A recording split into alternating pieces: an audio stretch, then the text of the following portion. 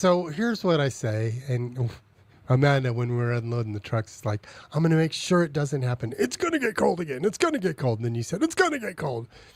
The times it doesn't get cold were wrong, but it's going to get cold again. We're far from out of the woods. And just to balance that with me writing a new commercial, trying to get the authenticity of who we are and the background, and I grew up here. Average last frost date is April 15th, April 17th. And it's 4 out of 5 is conservative. 4 out of 5 times it is going to be warm enough in March that your fruit trees are going to bloom. That's just what's going to happen. 4 out of 5 times it's going to freeze in April and lose the fruit. Last year we had some light frost, but we still kept fruit. We got most of our fruit on our fruit trees. We got apples and cherries bloom later. We didn't get many cherries. We got a lot of apples. Yep.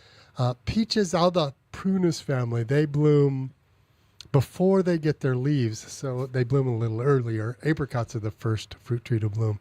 The first tree to bloom is a pear, a flowering pear, and they'll be blooming next month in February. I've already seen bud swell. People are concerned. They're saying, is it going to freeze? Not going to hurt until the flower opens, and in fact, until the flower's all the way open and the fruit is setting. That's when your damage from late frosts come. And that's for those folks that might be thinking about calling about something like their fruit set and why they maybe not get fruit or something. The absolute number one reason is a late frost and what that does for your loss of fruit for that season. That's just life in places where frosts happen randomly throughout the course of the spring. So our average last frost is April 17th, meaning there are frosts that stop in March sometimes. The latest known frost is May 10th. I've seen it later than that. These dates are all airport dates, and I learned that, I think this year? No, last year. No, this year for fall. Oh. Because our first frost is usually late October, Halloween. Our average first frost is October 30th, I believe. It didn't happen till well into November. Now, it happened, and there was frost all over town, and we had it at both the nursery and our home, but it's not official until it happens at the airport. And the airport's a different climate. If you're not familiar, Albuquerque is full of all these microclimates, and if you're in the north end of Corrales, it's got its own climate completely. Placida's probably a little different. When we come back from the Jemez, seeing how far up Placidas goes up against the mountain. So we live and die by weather. I tease, I say with sarcasm, for the next 3 months. When it freezes and they die, remember we told you, Right. in April specifically, basil, tomatoes. Basil likes it hot. Yep, it does. I am not one that says you should wait till Mother's Day to plant things that wouldn't freeze, because a tomato or pepper can be covered. Right. A basil is not happy until the soil temperatures are really hot. Peppers aren't either, really. It's one of the things that I tried and experimented with. By the way, if you don't know, we're here to answer yard and garden questions, or houseplants, or bugs, or critters, or fruit, or tomatoes, or whatever you want to talk about. And we're a call-in program, which I love that we're able to invite you to be part of our show. And the number is 505-243-3333. Customer reminded me several weeks ago, hey, you talk too fast. As I started the show with, hey, the gift to gap. The number's 505-243-3333. I figured everybody listening knows. I was grateful that she didn't know. I was grateful that we have callers out there, that this is streaming around the world, that you may be listening in another country. Love to hear from you. If you're from another state, would love to hear from you. We always get people calling from down south and up north. A couple people from Vegas, a couple people from Santa Fe. Give us a call at 505-243-3333. So one year, to get back to the point, I planted corn. And I planted corn on April 1st, April 15th, April 30th, May 15th. By May 30th, they were all the same. So the corn on April 1st came up, and April 15th, and May 1st. Because of the soil temperature. Right. Yeah. So it didn't grow until this. And so that's the same with the peppers. You can put them in, and there's a thing called a wall of water. I need to buy some wall of waters that you can put your tomatoes in 2 months early. So you could put tomatoes in now if you could find them. But you want to put your wall of water up for about a week before, because this TP-like apparatus, it's tubes of water that forms a teepee, and it warms up the soil. And so even if you have a little hot cap or you put something over the top, if your soil temperature is not warmed up, your plants will just stall. Right. So Right. the basil that Jen planted last year, It got to be 4 foot tall and wide. Yeah. so good indicator. When I say it froze at our house, it was like Jack Frost. I like to talk about Jack Frost with a little paintbrush. He just kind of danced through the yard, his fairies and his freezers, and touched a few things, because it wasn't everything. We had frozen plants and not frozen tomatoes. Correct. And then Amanda picked 18,000 pounds of Bags and tomatoes, bags of green tomatoes. more tomatoes. We got more tomatoes after they died than we got all season long. We came home and she had 3 or 4 grocery bags of tomatoes. I saw you go to the phone. They chose not to, maybe. 505-243-3333 is the number if you want to call in. We got fruit trees, and I think we got just about everything that we get. We've got more coming, but we got 5 different types of apples. We got peaches, plums. We got apricots, nectarines. We got Pomegranates. pears, pomegranates. We didn't get quince. We haven't had quince in a number of years. We didn't get jujubes. Those are a little. Those come from different people, so it's a little harder to find. and it's usually later. But so. the average, hey, I want a peach, or hey, I want an apple. We got it. I did get a couple of this year, a couple of different varieties of some things. I got some North Pole apples, which are cold hardy into the northern part of the state comfortably. They are also columnar, so ideal for maybe small yards or a small space in the yard that you want to add a fruit tree to. I got some McCain apples, which I'm a big fan of because they are one of the more heat tolerant apples out there, and a good crisp apple. So it's not I'm not a big fan of the delicious apples, although they are great pollinating apples. But I got veteran peaches, which are a late bloom peach, also a late season peach, so it kind of comes on quite a bit later in the year or in the season.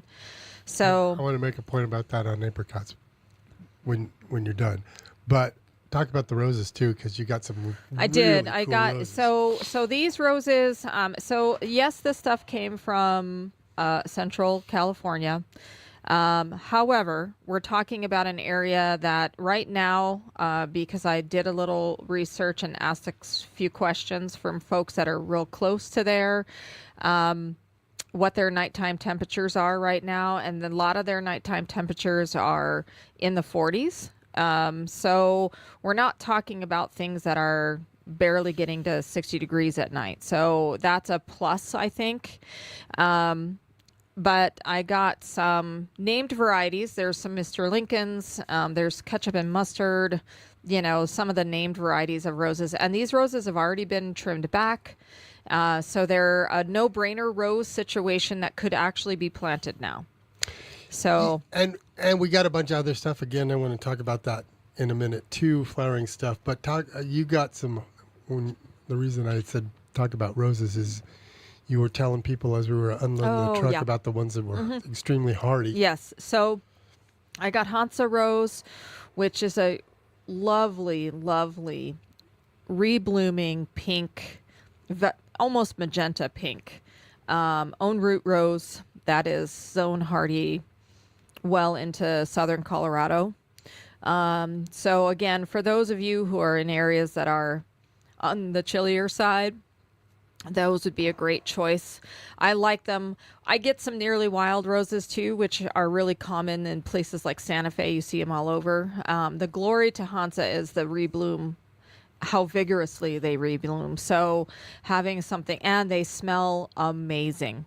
They are really some of the most fragrant roses, and they're very much a high petal count, so they almost are reminiscent of an old style English rose also. So there's a lot of pluses to that particular plant. But trying to think of anything else that was in Well, I that got some load. Austrian coppers. So here's what I hear, and then writing. I want to get all of this stuff in a 30 and a 60-second soundbite, which will never happen. But again, I'm writing new ads. Roses that'll grow in northern New Mexico. Roses that'll grow in Santa Fe. Most grafted roses, and people just don't know this, and that's part of why we're here, and we're successful and we're knowledgeable. A grafted rose has to be winter protected north of Albuquerque. Or Santa Fe. Santa Fe's right on the cusp, but yeah. and roses grow where Jen's from Vermont, but you have to lay them over and you throw a bunch of mulch or straw. You A got lot to of do winter protection. stuff that nobody wants to do. That we're in Albuquerque, nobody's doing that. But there are roses, and the thing that I heard that's like, what? What's that mean? Own root? Roses are grafted.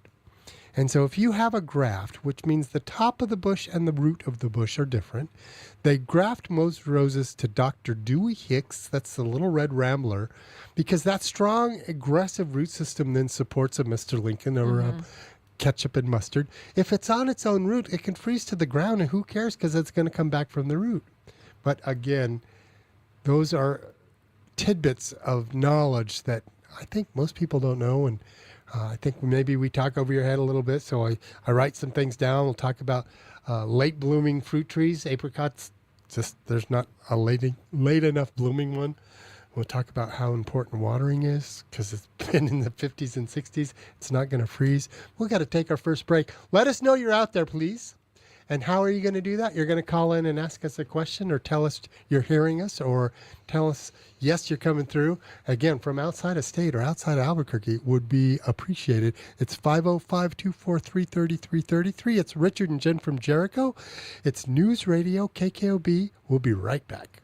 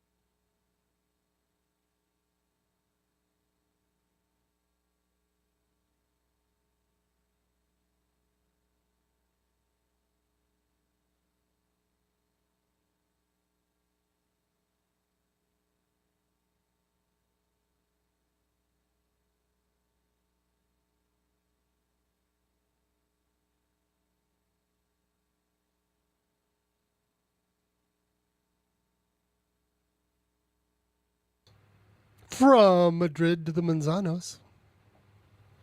Okay. How about N? How many? N. Nambe. Nambe. I don't know another N. In Spinola. That's a stretch. Ensenada. It's Jennifer and Richard from Jericho Nursery. Waiting, sure. It's Jennifer and Richard from Jericho Nursery. Dry my lips. Put my tongue back in. Here to take your gardening questions from Jericho Nursery, 505-243-3333. Let us know you're listening. So people come in because there are some things you can do to help your success in getting fruit. I, for years, tried doing stuff to get fruit off of certain trees and just decided I would get what God gave when it came. And I say that because apricots, in my opinion, and I'm real stubborn about it, are every 5 years. 4 out of 5 years, you're not going to get fruit because I don't care how late they say they are, an apricot is going to bloom in March. The latest apricot. And it's not the lateness of the apricot bloom, it's that we get so warm in March. And this year, unless something drastic happens in February, it's coming. I see buds swell. So really important that you understand that. And then decide how much effort you're willing to put. You can do the Christmas lights. Again, I spent a long time trying to do that with one tree. Walked back in the house, poof, gust of wind caught that cover, and off it went. Do not use plastic. Wherever plastic touches the plant, it will freeze. Christmas lights, not the little teeny ones, the big C9s, or a big lantern inside, like your camping lantern. Or like a heat lamp that you would use for chicken coop or something like that. Obviously, don't torch something, but the other. And I don't know enough about it, and I'm upset a lady. I beeped her off because California uses water, and if so does Florida. And Florida. Mm-hmm. So if you keep a mist, it can't be like a rainbow. Pop, pop, pop, pop, pop, prrr, pop, pop, pop. That water's too heavy. It's a fine mist. The finer, the better. Mm-hmm. There are foggers, but that water. The water's an insulator, and so you can get a thin layer of ice over the fruit and keep the fruit. Mm-hmm. But that's constant, and a lady just got up every 2 or 3 hours and watered the tree, and it didn't work. Mm-hmm. The other thing that when we get there, we're way ahead of ourselves, water on your soil cools your soil temperature down. And your warm soil temperature will make things come on even faster. Mm-hmm. So beside the importance of it being so warm and so dry and us needing to water, it'll also slow things down a little bit. Again, I don't think it's going to slow things down enough to warrant it unless it's a few days. I mean, if we were April 10th and you had full bloom on a peach tree, watering may save you at 30 degrees. It's not going to save you at It's not going to also, right. It's also that. So there's some things to be said, though, about the people who use water as an insulate on the outside of the plant. So water is also an insulate for your roots. So on cold events, we always recommend that you're going to water heavily prior to a very cold event because your water is also going to insulate your roots in the ground. So water does two things in that sense, right? It can warm the temperature enough to keep those roots from freezing, but it can also cool down the temperature enough to keep those roots from getting super hot. So water is very malleable when it comes to that. But the other thing to think about with water being used as an insulate, I mean, we're talking about things like Central Florida where they grow obviously citrus, but they also grow a very large strawberry crop in Plant City area. And they do indeed use monster spigots to get water out, way out into yards to cover the actual strawberries to keep the strawberries in good enough shape so the strawberries don't just freeze off the plant, or the citrus for that matter. So it's a different process compared to trying to freeze over a blossom to keep your fruit. Right. So again, gets very technical. And that's why I just was like, I'll get what God gives. The other thing, to go backwards to the first section of the show. So we got all these fruit trees. They're not budded. They're tight. They're dormant. Really, really strong, healthy trees. They're 5-gallon trees for $80. We're putting them on sale this week for $70. Nobody knows that, so you'd have to say something. Our reader board has fruit tree sale on it, but nobody working for me knows that they're on sale. But the other thing we got, and what we're doing to harden them off, and thank you, Isaac, if you happen to be listening, put everything on pallets and flowering shrubs. We got quince, lilacs we left out because they're not budded up yet, but the quince are blooming. Lilacs forsythia are blooming. We got some beautiful manzanitas in. Oh my goodness. Yeah, they're really beautiful. That Mexican elder was fully leafed out, which won't take the frost. So No. Isaac and Jen said, hey, what are we going to do? We put it all on pallets. We put it in our rose house. The roses are going to stay soft because we're going to leave them in there and they're going to grow. And we're leaving the doors open. But the things that would be damaged by the frost, the blooms on a forsythia, the blooms on a quince, the new growth on this Mexican elder, a few other things, we've got in a covered house and we're leaving the door open. Right. And we're popping them outside during the day so Yeah, that they're we exposed to exactly. wind and all the things that are happening otherwise. The other thing that we got that I think is worth talking about, because I know that there are some folks out there that look for these. They are not staked, but they are huge pyracantha. So for those of you who are possibly looking for some larger pyracantha to put in to areas that, pyracantha serves a lot of purposes, right? I mean, most of the time it's evergreen depending on the winter, but it's definitely a good level of protection in your yard if you're trying to keep people out of your yard or cutting across your yard, Or you're trying to keep your kids in your house. are you trying to keep your kids in your yard? Yeah. in the house, put it under their window. They're beautiful. They're huge. David Austin roses are something I bring up just because Jen talked about old English roses, and we need to buy some David Austins from our local guy down south. And when I look at and it changes every day, so don't count this as being gospel, but I'm just going to read down starting from today. 25, this nighttime temperatures, 30, 25, 25, 28. But next week, starting Friday, 31, 36, 34, 35. So next weekend, it's not even going to be freezing at night. Again, everything's going to go, must be spring. And you would think, and you can listen to people say, oh, nature knows. No, it don't.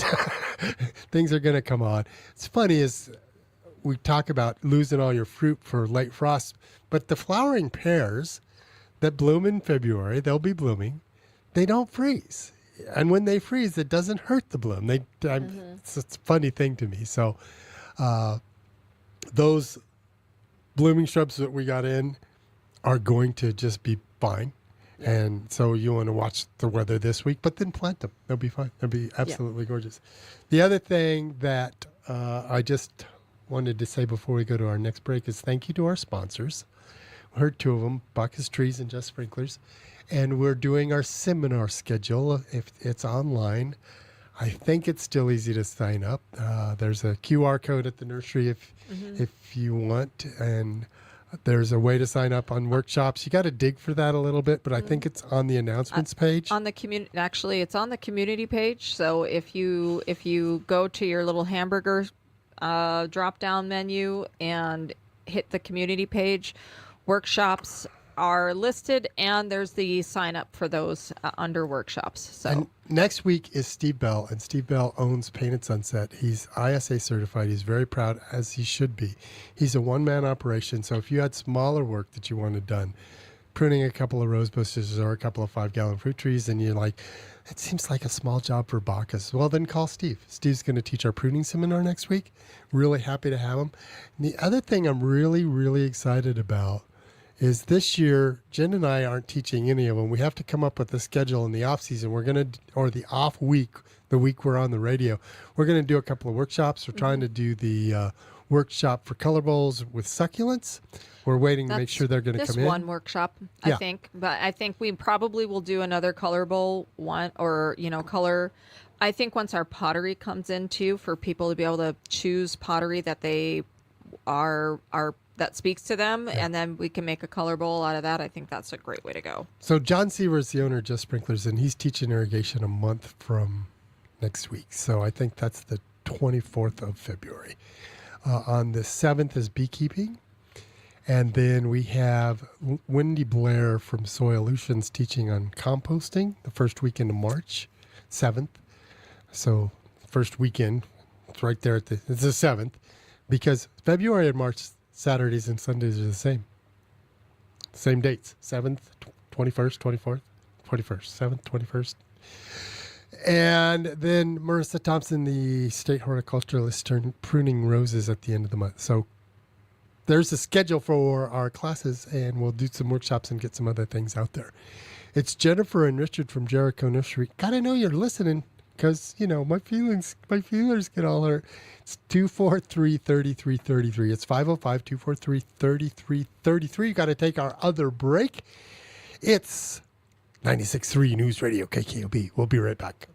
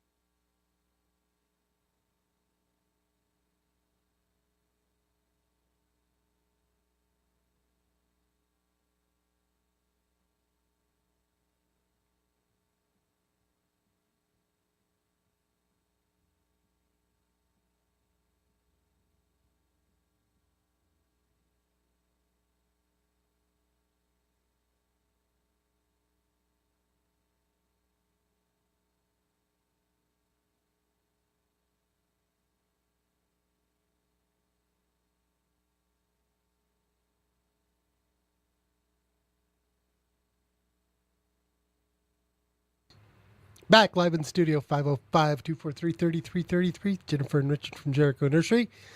getting ready for spring. Loading up, loading up, loading up, loading up. If you're not a frequent Flower Club member, you should be. I have increased our seminar fee to $20 gift cards. I still think it's free. Here's what I'm going to tell you. It's $20. It's a gift card. You can use your gift card whenever, give it to somebody. It's a $20 gift card to get in. A frequent Flower Club member gets in for $10. You only get a $10 gift card. We're going to give you what you paid for. So I still think it's free, but $10 is McDonald's. I mean, you can't get anything for $10. And I fully believe that paying for something makes you feel like you're getting more worth, more value. And we need to know you're interested and you're committed and you want to learn and you want to be taught by the people that we're bringing in to teach these classes that are professionals in their field. So it's a $20 gift card, and we will give you $10 off if you're a frequent Flower Club member. So also on our website, I'm not sure where that is, but it's up there somewhere. The drop-down menu that Jen was talking about. We do have a QR code at the register for that. We want you to sign up. We're not signing you up. We want you to sign up because we don't want to hold up lines when we get busy in spring. We are trying to make sure that we send out something at least monthly. Jen would like to see it go out every other week, so she's going to work with Jana and Pam to get on a rotation where we're sending out a second email for Frequent Flower Club.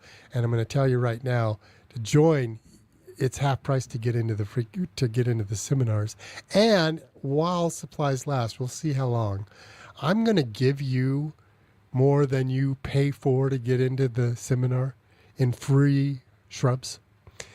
It's clearance stuff. Don't get excited. It's not stuff we just brought in. It's not bad. It's just stuff we're clearing. We're getting rid of. And I would rather give it away than throw it away or sell it at below cost because it's that cheap. We've got some euonymus. I saw some yellow twig dogwood.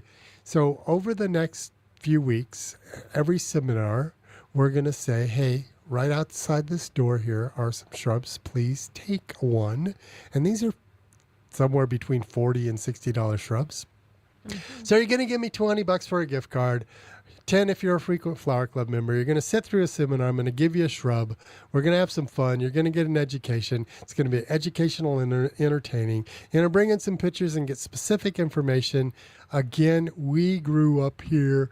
I know what our soil looks like. I grew up in this industry business. I'm talking out loud so I can think of the words I'm going to say for my next commercial and talk about, before I was in grade school, I was in this business. I was in a nursery before my father was babysitting us at work. And Jen reminded us 2 weeks ago that so were my kids. My kids grew up in this industry. And my eldest is at work today and talking about what her future looks like. We're excited about that. But we are here to answer your questions on yard and garden and critters. If you haven't met our birds, you should come in and meet the birds. We got Thumper and Tyler, the big parrots that are hanging out on top of the cage. Seem like they're pretty. They're like the two old men on the Muppets that sat up in this chair in the balcony. In the balcony, judging. They're just judging everybody. But just to also on the bird situation, we also have plus or minus 20 parakeets that we are fostering for birds of a feather. So if by any chance you are thinking that you might consider adding a small bird to your life, there is information on their cage of how to go through the process of adopting one of the parakeets or two. So, or 3 or 10. I say this to myself. Don't let the amount scare you, because she says somewhere between $30 and $50 and you can buy them cheaper. She is looking to house them, and she's looking to house them on people that are serious about keeping birds. Right. It's not about the cost. It's about, are you going to keep this bird and take care of it? Right. Because we're now bird people and we have several birds, and our first pair of birds, which is now at the nursery, it took us 3 days of interviews, 2 people a day, different person every time. They really want to make sure that you understand the commitment. And a bungee parakeet, it's not a huge commitment. But the reason we have so many is people think there's no commitment, or they Right. don't realize what they need to do and have to do, and therefore give them up. And so that's why we're fostering. Cool. It's a huge cage. Beautiful. It is. It Turned is. it sideways. It looks, you can see Yep. them all. It's so Yep. cool. So the other thing about what birds of a feather do for these birds, and again, people get irritated sometimes with rescue organizations charging more money for something possibly than what they might pay at the pet store, which Or the Wally World. or the or whatever. I think that is something to be discussed a little, because there's something to be said for the fact that people at pet stores selling parakeets for $30 is ludicrous. But what Birds of a Feather does, even with all of those little budgies that they get, and they get budgies every month by the gazillions, they are vetted. They go to the vet. They get some blood work and stool work done to make sure that those birds are not carrying something that could be taken into a home that may already have birds.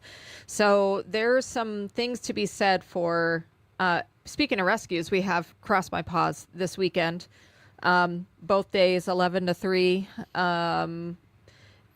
Another rescue that we like working with, and so they will be there today and tomorrow. If it's a new year, new furry friend for you, then that would be something to consider, is come take a look and see what dogs I think, and or puppies they may have. I think last time they were there, they got rid of what I say got rid Oh, of. that- They adopted 8. Yeah, it was like 8 puppies. So, or yeah, 8 if you're dogs. looking to adopt, then Cross Your Paws, again, great organization.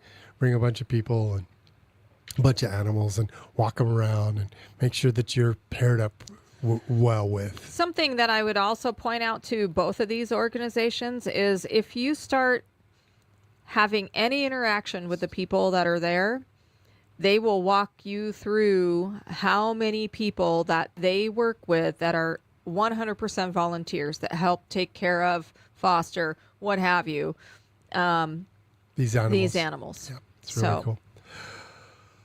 Okay, we're going to take a break early so that we can breathe through. I need a phone call, guys. Really, I need a call. Bad. Somebody help me. It's hurting my ego. 505-243-3333. 505-243-3333. 505-243-30. 505. That's the area code. New Mexico, 505 and 57. 505-243-3333. It's Jennifer and Richard from Jericho Nursery answering gardening questions, helping you be on the right track for the right time to do the right thing in your yard. We sell oxygen, for God's sakes. We talk about trees, the safety of trees, the value of trees beyond just shade. When we get back on the other side, again, please give us a call. It's Rick and Jen from Jericho Nursery. It's 96.3 News Radio KKOB. We'll be right back.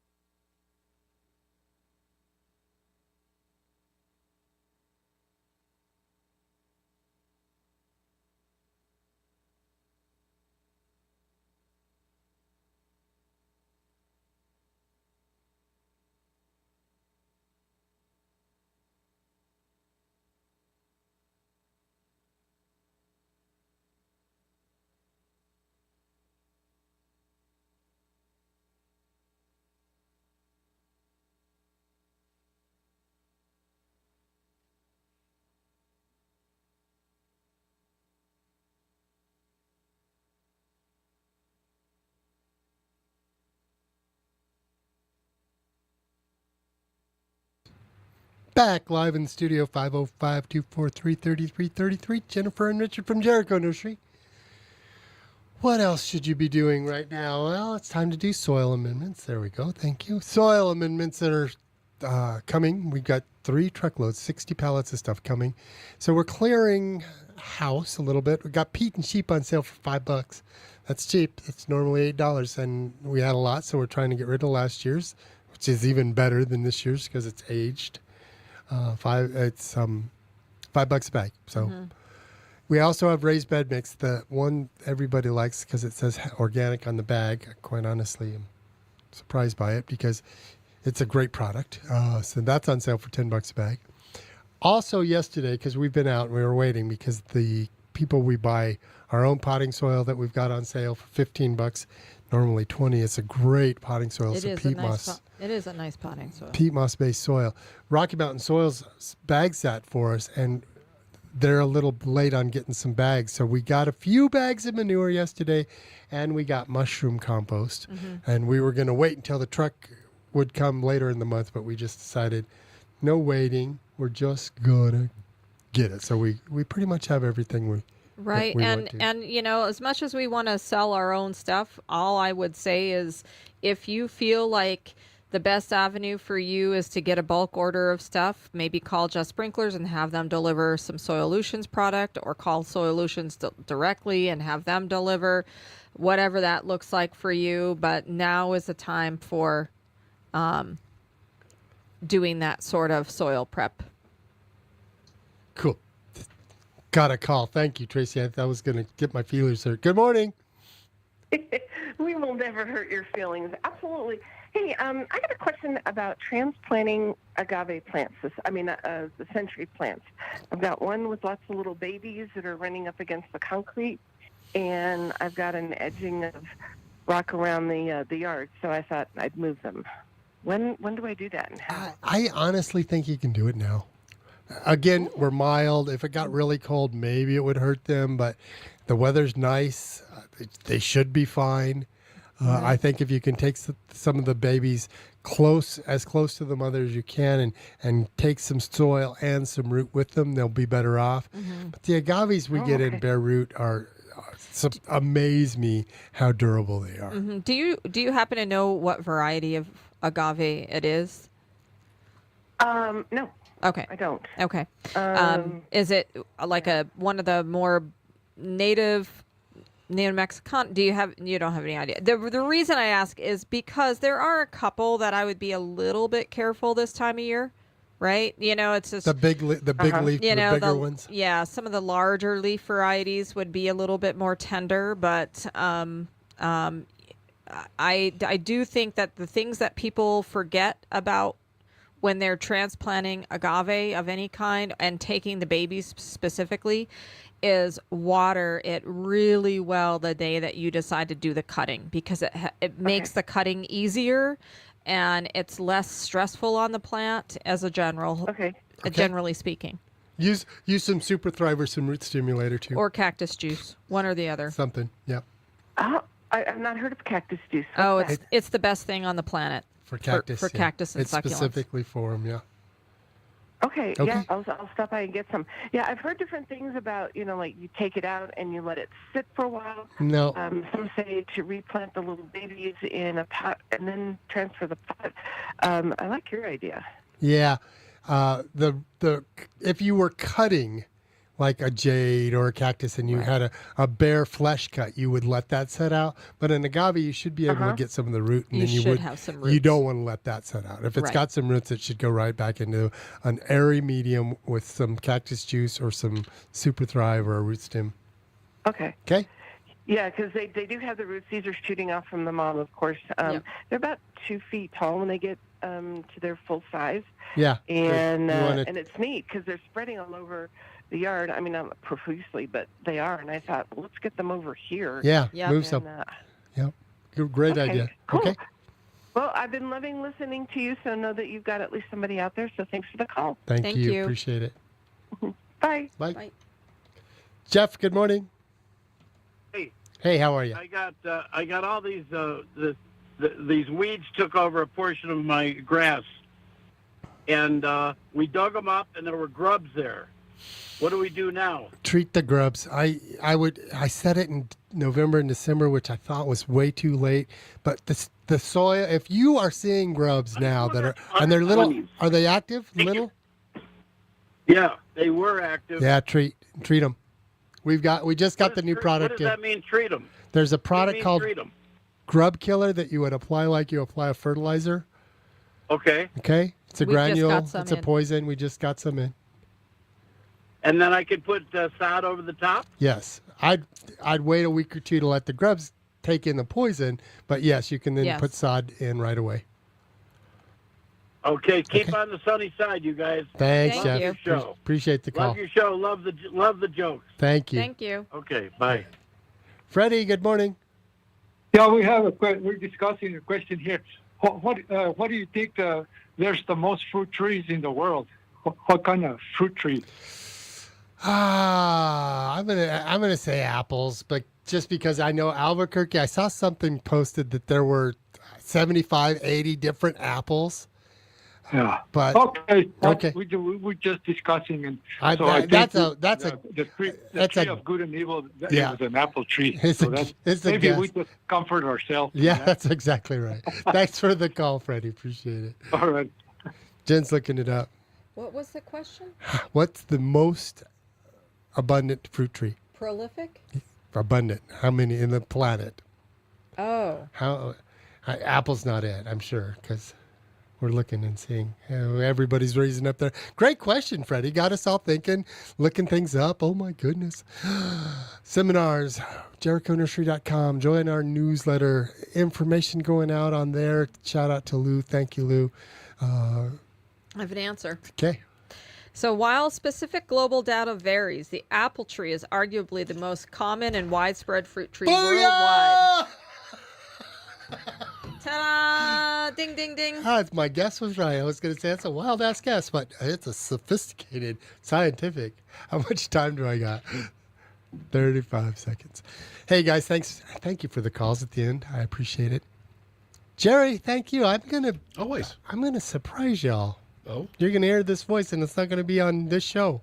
Oh. You think? Over the next few weeks, we'll I'm figure it out. hoping so. I'm hoping so as well. We got to work out some details and some topics and all that. But I love doing it. Love that you guys are here listening. Thanks for allowing us to be in your home. Thanks for being part of our day and allowing us to be part of yours. Until next time, Jennifer and Richard, we're out.